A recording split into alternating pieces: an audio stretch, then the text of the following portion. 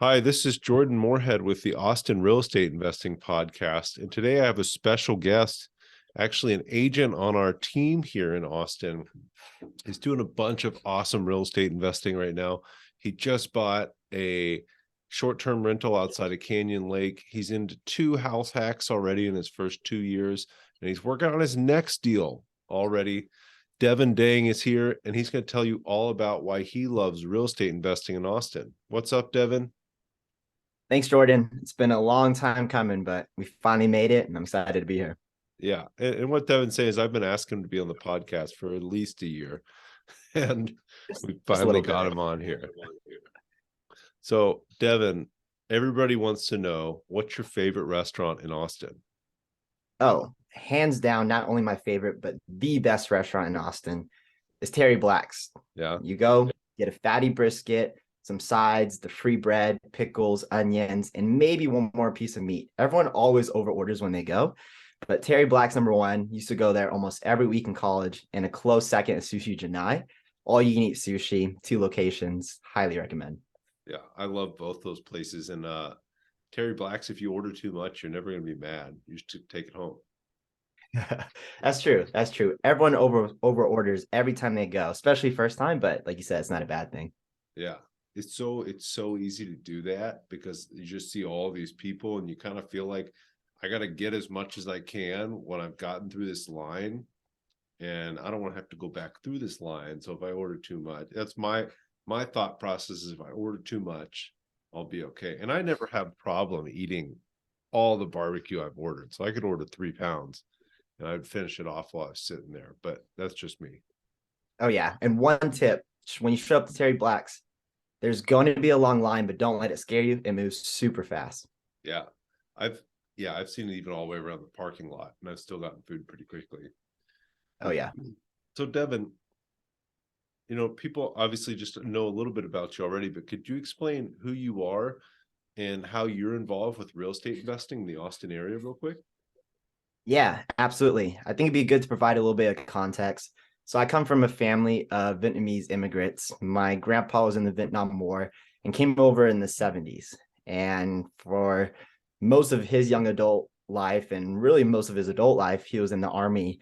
And coming over here with absolutely nothing, blue collar worker, um, there was a lot of things that stood out to me from my childhood. One of those being that we moved around a ton. We rented almost every single one of the homes. Every couple of years, we kept moving and moving and moving. And I lived with my mom, who was still finishing college. I had my grandparents that lived with us and my uncle. And when they finally bought their first house in 2008, it got foreclosed on shortly after. So this is a good piece of context to understand why I'm in real estate today. But yeah, we just kept moving around a lot. And eventually, I got to my junior year of college, and there was a guy who pulled me into his office, and he started talking about how he's going to buy turnkey properties. He was going to live off his income and live in Thailand. And he pulled up this chart, with assets and liabilities. And Jordan, you know where I'm going with this, Yeah. but for those that have not read this, this is the origin story of every single real estate investor. It's a book called Rich Dad, Poor Dad. And a high level summary of it is that the main difference between the middle class and the upper class is that the middle class uses their job to buy liabilities, and they're constantly dependent on their job to continue filling their lifestyle. So they talk about the rat race. So imagine a mouse on a wheel, just running and running and running and running. And I think a lot of people confuse progress or movement for progress. And what happens is people stay in a W-2 for 10, 20, 30 years, and they end up in the same place. But the chart inside Rich Dad Poor Dad talks about the rich use their assets that they've accumulated to pay for the liabilities and eventually take a step back, and either take a step back altogether, completely, or even partly, and the assets keep continuing to fuel their lifestyle. So that being said, that's when the real estate bug hit me. I would drive an hour and a half to and from work every single day. So an hour and a half each way. So 3 hours total in what Brandon Turner calls a mobile university. I sat in my car, listened to every single Bigger Pockets podcast. So if you're just now getting into it, the fast track to get to from the point of not knowing anything about real estate to getting excited and doing it is reading Rich Dad Poor Dad and listening to podcasts like this, the Awesome Real Estate Investing Podcast, and Bigger Pockets. So fast forward even more, I somehow graduated UT, a lot different person than I was back then, but I was really focused on just partying at that time, wanted to go work a corporate job, and I was just going to do this 9 to 5 thing. But there was that real estate bug that I continued to have. And going back to the money scripts that I had when I was younger, growing up, there was always this overwhelming sense of anxiety around money. There's in the air, I couldn't really verbalize as a kid, but we always thought about the money we didn't have and lack of opportunities. So that really fueled kind of this drive to think about money more in a different way. So after I graduated college, I ended up meeting Jordan, which is actually my agent for my very first house hack deal. And it absolutely changed my life. It allowed me to buy 2 more properties and potentially working on a 4th one here soon. Just left my W-2 2 months ago to be a full-time real estate investor and agent here in Austin to help as many people house hack and do the same. So that was a really long way of saying that's where I am now, few properties, and I just love house hacking, and I can talk about it all day.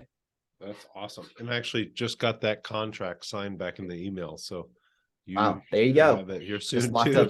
There you go. I didn't even know that until now. So we're finding out all here together. 4th deal, lockdown. If you would have told me 2 years ago that I would work on my 4th deal by now, I would have thought you're crazy. It took me 3 years to buy my first deal, 1 year to buy my second, 3 months to buy my third, and less than a month to buy my 4th. So the lesson there is before you worry about how you're going to get 5 properties, 10 properties, just worry about getting that first one. 1 becomes 2, 2 becomes 3, and eventually it may become 50 or 100. Yeah, that first deal is so hard. So you first learned about real estate investing in assets and liabilities. Did you say the junior year of high school or junior year of college? Oh, I might have said high school, but it was in college. I was working an internship at a place called JCPenney. So for the Gen Zers and young millennials, for those that don't know what that is, that's the department store you walk through in the mall to get to where you actually want to go. I didn't know I wanted to do at that time. I was like financial analyst intern, just wanted some numbers. And then real estate was kind of that intersection of everything. That's awesome, man. Yeah, I went into JCPenney recently and they look kind of rough now. Struggling. I'm surprised they're still there, closing stores every year, but yeah, we'll see what happens. So your family's up in Dallas. You came to college here in UT. I don't know if you said that. I know that. And did they move to Dallas from Vietnam? Yeah, so originally my grandparents immigrated from Vietnam, ended up in a couple of different cities. I don't remember if they landed in Houston or Kansas first, but a lot of the immigrants at that time couldn't get a lot of jobs. They were immigrants. They were either just getting their citizenship. So a lot of people flocked to Kansas because a lot of the meat factories over there, people were able to get jobs. So there'd be tons of people working at the factories down there. I was born in Kansas, don't remember anything about it. And then majority of our family's life has been in and around Texas, from Houston and most notably Arlington for the past, 15 years or so. Okay. And then you said that they bought a house in 2008 and it got foreclosed on shortly after? Yeah. I mean, for 2 blue collar, lower middle class, my grandparents and my grandma and my grandpa, my grandpa was a truck driver his whole life. My grandma works still in the same corn factory to this day. And the only reason they were able to buy a house around that 2008 time is because of the very loose lending restrictions. They're able to get a house. And for those that don't know, in 2008, the housing market crashed because there were so many people that couldn't afford to pay their mortgage rates anymore because everyone had an adjustable rate mortgage. They qualified for a loan they shouldn't have. They got a house and then they had to foreclose on it. So like the one kind of piece of ownership they had was taken away from them. And I remember a lot of that as a kid. That's awful. So did their rate adjust up and their payment went way up? Yeah, went way up. They couldn't afford it anymore. My mom was still in college at that time because my mom had me when she was really young. And she's like, you guys have to foreclose and walk away from this house. We can't pay anymore. And my grandparents are devastated. You know, it's the American dream to be able to come here. But as a minority, there's a huge generational wealth gap that you have to work against. They didn't have an education. So for that to be taken away from them was really devastating. And I didn't fully understand the idea of foreclosure being that young in my age, but I just remember us always worrying about money all the time in every area of my life. And that carries with me today. Yeah, no, it definitely builds habits. I know my grandmother obviously grew up in the Depression. She was born in the 20s and was always super frugal, and then passed that down to my dad. And he definitely passed that down to me. A little different, but just like that scarcity mindset, it still pervades my decision making today on certain things. Like, yeah, it's hard to get over that. And I think at a point it does hold you back a little bit. So Yeah. Yeah. how have It's, you worked to get over that? yeah, I think using your weakness to become your superpower is something you have advantage in adverse situations. You don't choose the hands that you're dealt, but you can choose what you want to do with those cards. And there's really two choices in life when you have a hand. You can either complain and say, wow, I have terrible hand, I'm a victim, and I'm not going to do anything about it. And you pass down that generational gap of inequality and just lack of wealth in your family. Or two, what I felt like I did was like, this is my situation. This is the hand that I have. I have a chip on my shoulder that I now carry the responsibility to have the American dream. So I use that adversity as my superpower, the reason why I actually and absolutely have to make it in some way, shape, or form. And for me, that was real estate. Yeah, and you're crushing it so far, dude. So Thank you. so just for our listeners, you bought a house hack. I helped you buy the house hack that you bought in East Austin. You bought another house hack that you're currently living in North Austin, and we'll talk about the strategies you're using here in a minute, because I think it's awesome what you're doing. Then you bought a short-term rental with a partner in Canyon Lake, and now you're looking to buy another duplex in Austin too. Um, I guess that's a good segue. The reason I started this real estate podcast was I always heard people say you can't invest in real estate in Austin. And I was living in my first real estate investment in Austin when I was hearing this stuff. And they're like, well, you can't do that here. I'm like, well, I'm doing it. You know, it works. And I know so many people that have done it so well. That how did you pick the strategies you're using here in Austin? And can you talk about what those are? Yeah, absolutely. So more so I ended up in Austin because I just love the city and I knew I wanted to invest in some type of real estate. And I just started exploring my options. I want to do long-term rentals, short-term, and exploring all these different strategies through bigger pockets. And I came to the conclusion, and still to this day, I will take it to the grave with me, that house hacking is the absolute best way for anyone to get started. Mm-hmm. There's a few key pieces that make it achievable. And before I get into that, the reason why I love house hacking so much, because it breaks a lot of barriers that people have and self-limiting beliefs about real estate. When people think about real estate, they count themselves out immediately because it costs a ton of money. Only really old money, wealthy people can do it. And when I found out about house hacking, it was like that solution for me to get into at such a young age. So I bought my first property with Jordan at 24. And the reason I chose house hacking is because, number one, when you live in a property and you promise the lender that you're going to live in there for at least a year, you're able to put down less than 20%, typically anywhere from 3 to 5%. So if you take a medium price home here in Austin, so let's take a $500,000 home, 20% down is $100,000, whereas 5% down is $25,000. Don't get me wrong, 25,000 is still a lot more money. It's still a lot of money, but so much more achievable, a fourth of the price. So that's the first reason. The second reason was I lived at home for a little bit. I was working my W-2 job. I was not paying any rent. I was collecting all this income every single month, and I was really enjoying it. I had the freedom and flexibility to not really crunch a ton of numbers, still have a budget, but still have the lifestyle that I wanted. And house hacking allows you to not only one, get in for cheap, two, allows you to live close to free or even free. And we can talk about people's misconceptions about house hacking in Austin, but I was able to live for free for both properties. Last property, even just a few months ago. So it gives me more flexibility and options as going forward. So those are the main two reasons why I chose house hacking, and really just chose Austin because I wanted to be here. Yeah. Yeah. And I think that's, I talk to people all the time that reach out off of Bigger Pockets or Facebook or Instagram or whatever. And a lot of times people will say, hey, where's the best place to house hack? And I'm like, you're asking the wrong question. Where do you want to be? Because you can only do one house hack a year, and you might, if you do it right and you're able to do it for 3 or 4 or 5 years, that's awesome. But eventually you're going to find somewhere that you want to live and say, I'm going to buy a house here, or I'm going to buy a condo here. So with house hacking, the magic is that you get to live where you want to live for really cheap, and you get an asset. If you want to live there, there's probably good reasons. The value is going to go up a lot quicker. So you talked about 25K down for $500,000 house, which that'd be 5%.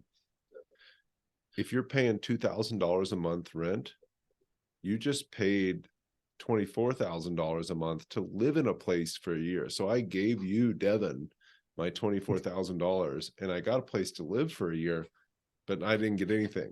I mean, it's a whole assets paying for your liabilities. Like, if you're buying a house hack, you're buying an asset that's going to pay for your liability, which is rent.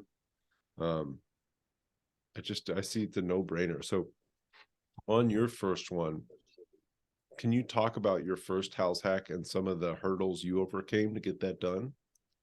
Yeah, absolutely. So getting into my first property, and a lot of resistance from people when they first hear about house hacking is the lifestyle shift that you have to have. I don't want to have roommates. I don't want to live around people. And it's this usually it's a pretty negative narrative around it. And I get it. It is hard to share your space if you maybe lived alone before, maybe change your lifestyle a little bit. But it's also hard working at a W-2 job for the rest of your life that you hate and not having financial freedom, right? So this is not my quote, but choose your heart. Like, what little sacrifices can you make today to, one, get into the property? Maybe you have to live at home for 1 year, not pay $2,000 in rent. Now you have a down payment.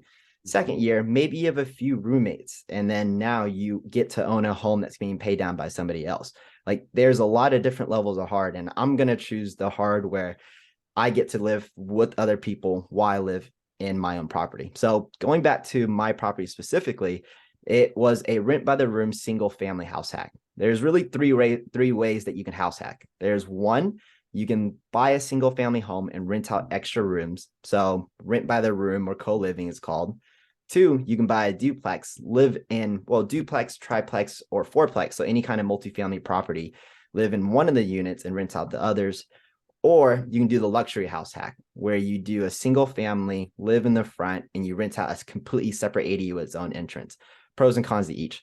I decided to do a single family rent by the room because buying single family house hacks here in Austin, because of the inventory, single family homes actually allow me to be in slightly nicer areas of Austin. So I chose that property because, one, at the time we were looking, there weren't really many homes. So I was just wanting a house hack anything, but it allowed me to be closer. I was actually in a gated community, surprisingly. And the big part of it is I wanted to build a community of people I wanted to live around. So instead of saying that I have to live with roommates, those roommates that I first lived with in that house hack, the first deal, are still some of my best friends today. We made a great community. We got to hang out together. We did events outside. So I think the biggest shift is, like, I don't have to have roommates. I get to have roommates. That's awesome. Yeah, no, you put an awesome community together. Like, I've met a few of your roommates, and you still have one or two of them move with you, right? Yeah, I've had one of them move with me. I helped one of them buy a house, and then one of them is now my property manager of that first property. He's still there. I'd love to help anybody I work with or anybody I meet, honestly, get into real estate and house hack. But if not, there's opportunities for us to stay connected through one of my properties, be a property manager, or the goal would be to have a ton of co-living properties across Austin. And if you need to switch a lease, you can switch to another house. So there's a lot of cool ways you can go about it. I think co-living is a very interesting strategy that is really being overlooked right now. Everyone thinks duplex first, but I think single family is going to be the next big thing. Yeah, and I mean, like you mentioned, you can be in a slightly nicer area. I would say duplex house hacking is awesome. Having done it for a while, the downsides in Austin really are that you're going to be in a bit like a busier area, or more cars in the area, or probably not as nice of an area. I love our duplex now. I love the last one we lived in. I love the one before that. But if you're like pickier about your neighbors, single family might be the way for you, for sure. Yeah, definitely pros and cons to each, and both can work. I would definitely do both strategies, and single family just happened to work out best for me the first time. Yeah, absolutely. And you still got the ability to do a duplex here too. So who Yeah. knows? So first duplex coming. The first one absolutely changed my life. I bought it with Jordan for what, 267. It recently appraised for 415. That property now, after I moved out, cash flows me $1,400 a month and has provided me enough equity to pull out a HELOC to help me fund and open up other opportunities. And all that happened just because I jumped into that first deal. Yeah. Yeah. And I want to talk about that first deal a little more, and then we'll move on. So you ran into a situation where when you bought it, and correct me if I'm remembering anything wrong, when you bought it, it didn't appraise correctly. Am I right? Yeah. I luckily it worked out in the end. So it ended up appraising for like 245. Mm-hmm. I put my purchase down for 267. And in this time, so to give everyone context, this is like beginning of 2021, like January, February.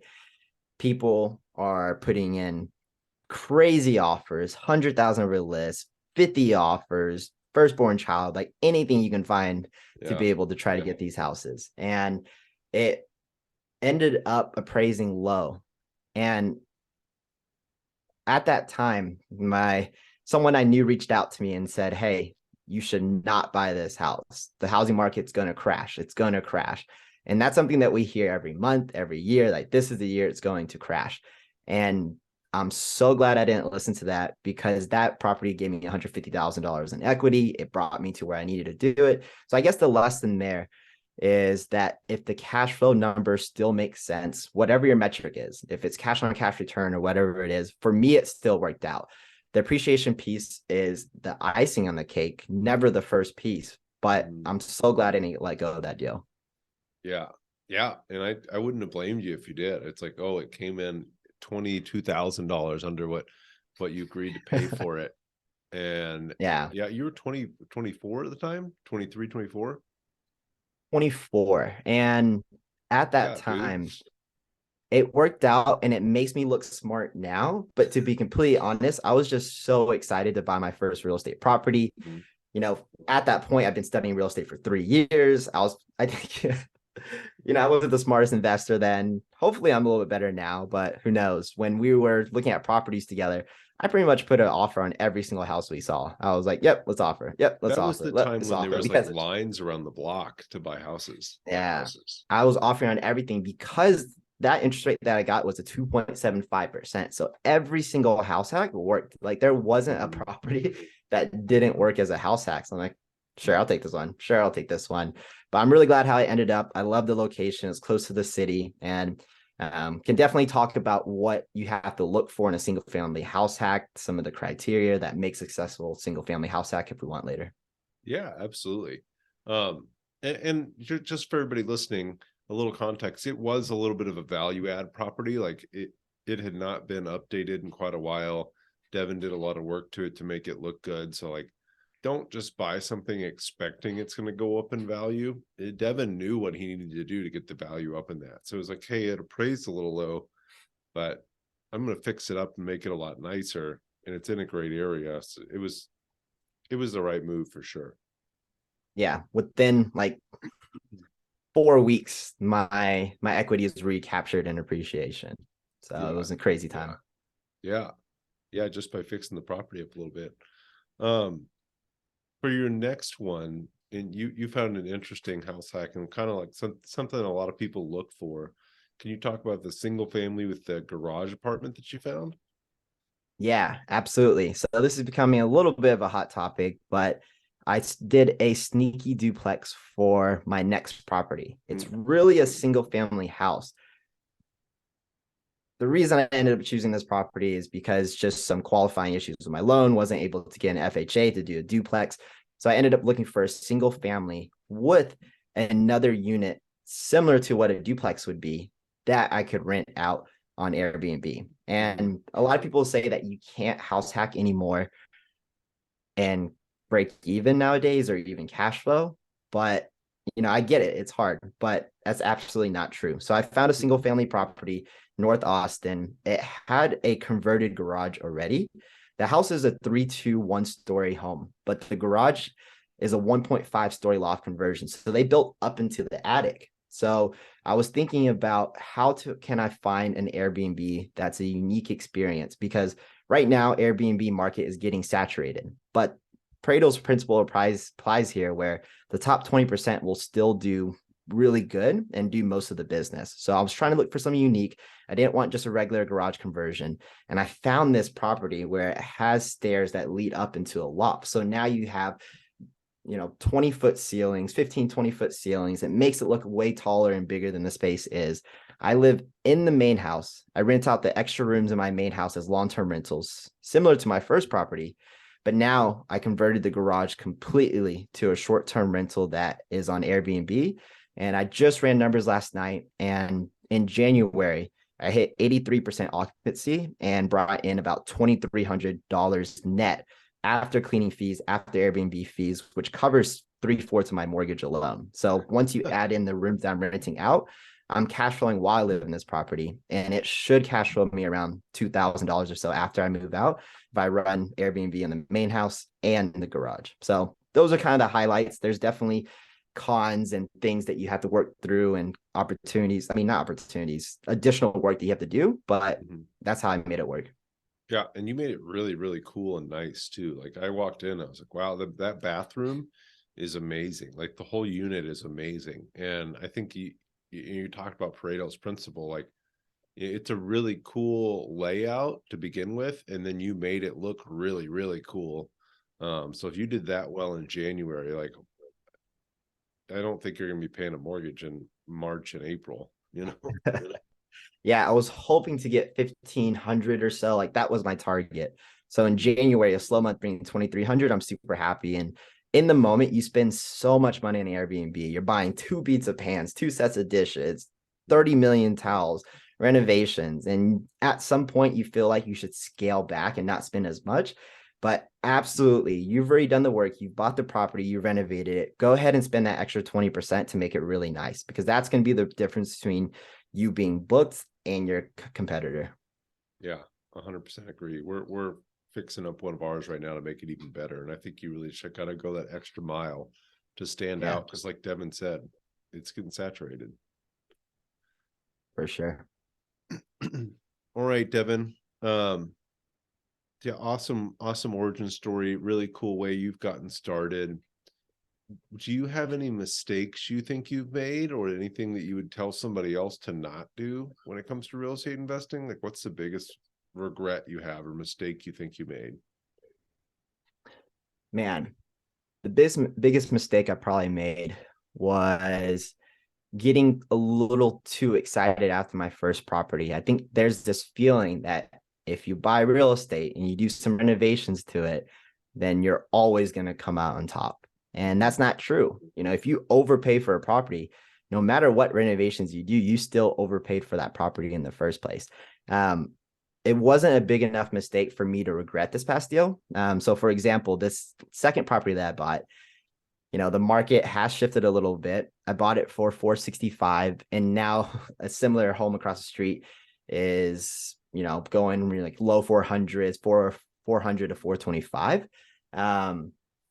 And I ended up, the cash flow still works, and I'm glad I still have this property. But I think the biggest thing is really focus on getting, close to market value, under market value for properties that need work. Don't overpay for properties that need work just because everyone else is.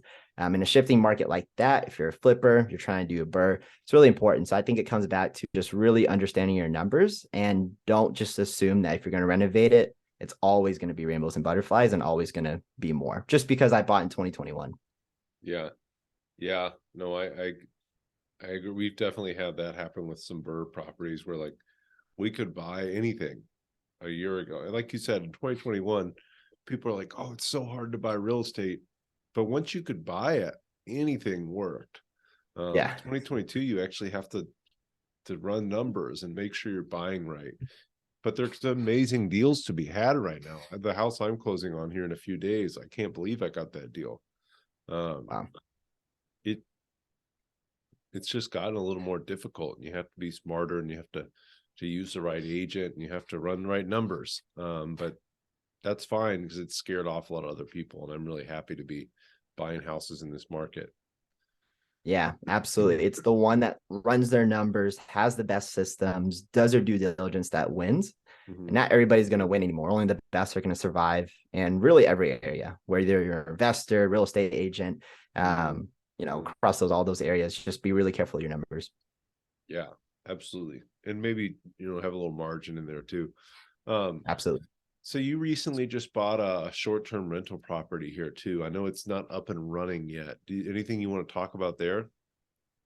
Yeah, so it's my first partnership deal. Super excited. I met my partners at a meetup that we actually host the second Thursday of every month. So for those new investors that don't know where to start, one, I gave you Rich Dad Poor Dad to go read. Second, podcast to tap into. The third piece to tie it all together that's going to move your journey way faster is getting out there and meeting people that have done it. It's not so scary trying to buy your first property when the guy next to you just bought 5 last week. So go out to meetups. I met my partners through there, and shout out to Adrian and Caitlin. It's the funnest real estate project I've ever been involved in.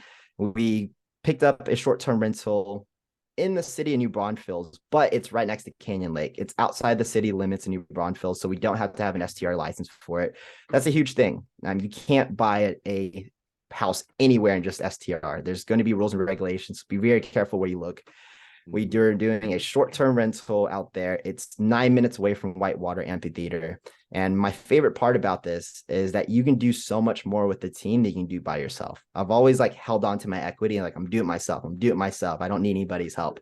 But on this project, I'm working on brokering the deal and rehab. And at the same time, Caitlin is working on the design and the mood boards. At the same time, Adrian's setting up all the systems and property management. And it's just the coolest thing to be able to collaborate. So it's so much better to split up your equity and move faster than go at an extremely slow pace and hold everything for yourself. But we're really excited to host that, eventually launch that one here in about a month or so. It's going to have a hot tub, pool, fire pit, and just a full vacation rental experience. Yeah, I'm really excited to go there. Super cool, man. The pictures look awesome, so it's gonna be a lot of fun. Yeah, hill country views, and just definitely looking a lot more out in the hill country now. So many exciting opportunities out there. Yeah, there's a ton. I think that people get real stuck on Austin, but a lot of people in Austin want to get out of Austin. There are a lot of people want to come to Austin, but if I'm going to spend a weekend out and I'm going to pay for somewhere, I'm not going to pay for it in Austin. I want to go somewhere probably more peaceful than Austin and hang out. And there's just a huge market for that. Yeah. For those that don't know or are not in Austin, Austin's a geographically really small city. You can get from north to south Austin in 30 minutes. So for what would be somebody's commute in California, an hour drive from work to home, you could drive from downtown to this remote location in the hill country and still not be too far from the city. So I think there's just so much land and opportunity out there. Yeah. That's awesome. No, again, I'm really excited to check it out in person. And like you mentioned there, the meetups too, that's so important. Some of the best connections I've met at meetups. And then, I've gone to conferences and seen these same people speak, but I paid for $300, $400, $500 to go to this conference. And I'm like, hey, I just saw that guy speak at a local meetup, and all I had to do was buy pizza last week. don't take meetups for granted. I mean, podcasts are cool, conferences are cool, but meetups are kind of where it's at. And it's so cool that you met Adrian there at our meetup, and now you guys have done a deal together.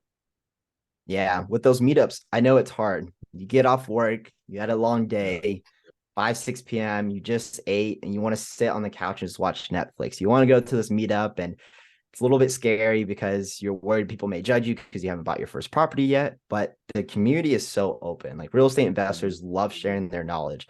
And there's actually a lot more rookie or new investors at those meetups than you expect. It's not this like crazy, sophisticated thing where, you're not going to be able to follow along. Like people just want to share their journey. So even if you're tired at 7 p.m., I really, really recommend you just make that leap, get out there and just meet a few people. Worst comes to worst, you don't enjoy it, and you can go find another one. Yeah, it's a great time too. You're just having fun, hanging out. Like you might learn something, you might meet your next partner, you might find your next deal. You never know. Yeah, never know what's out there until you get out there. Absolutely. All right, Devin. So you've moved really quickly in these last couple of years. So you went from 0 properties in 2 years to working on your 4th right now. Do you have any big goals, like a long-term goals for your real estate investing career, or just a big vision? Yeah. So the word for me is I love to build. And I did the first 2 properties by myself. This first experience with this Canyon Lake Airbnb we talked about is so fun working in a group. So the thing that now keeps me up, and it's my passion project, is I'm a part of a group here called Creators. And we're a collective of some of the most ambitious dreamers and innovators. And we're led by faith, and we came together to build different business and initiatives.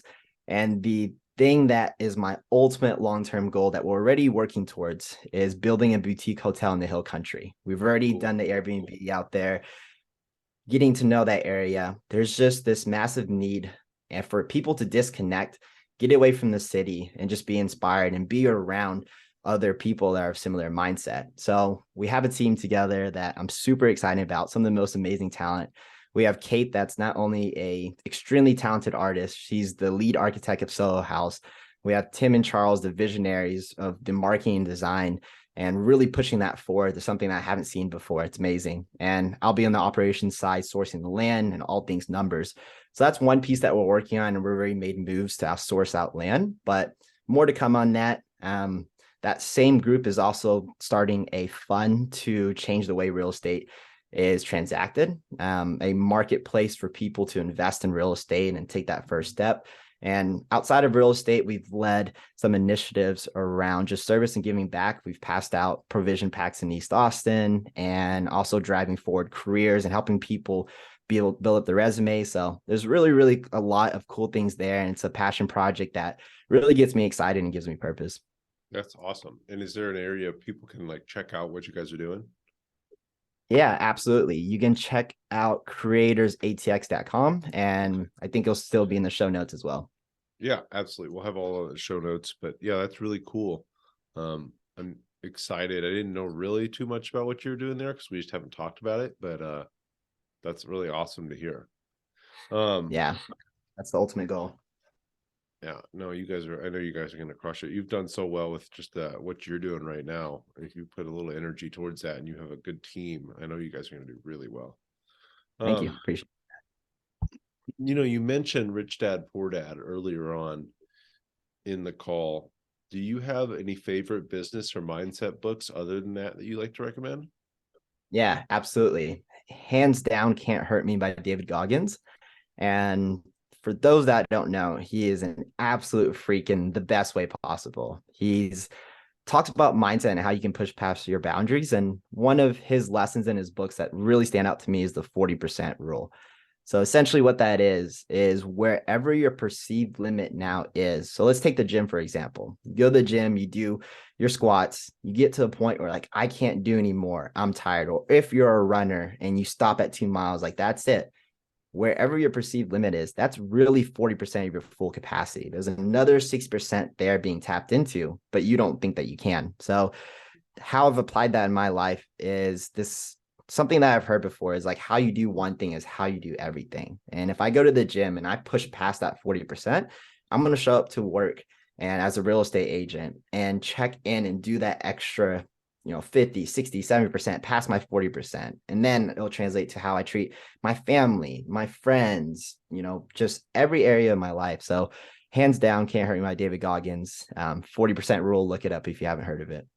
That's awesome. Yeah, super good book. And he's got another one out too that is really good that I recently listened to. I think you were Nice. reading it or listening to it also, right?